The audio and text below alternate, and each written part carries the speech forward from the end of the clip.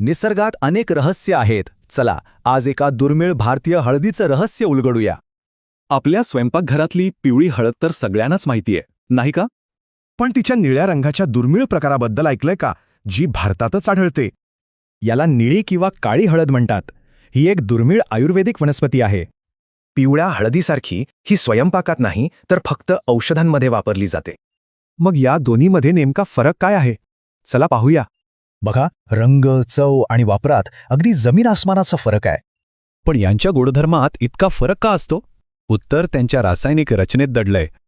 चला तर मग यामागचं विज्ञान पाहूया, कारण खरं रहस्य इथेच आहे.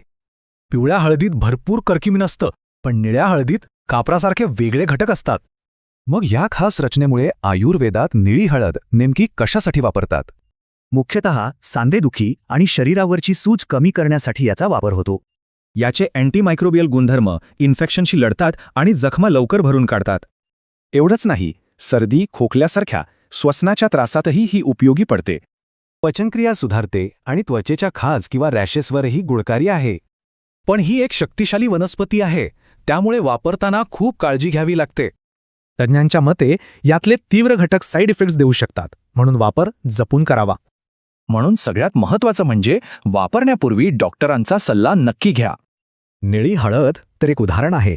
विचार करा, निसर्गात अशी कितीतरी रहस्य अजून दडलेली असतील.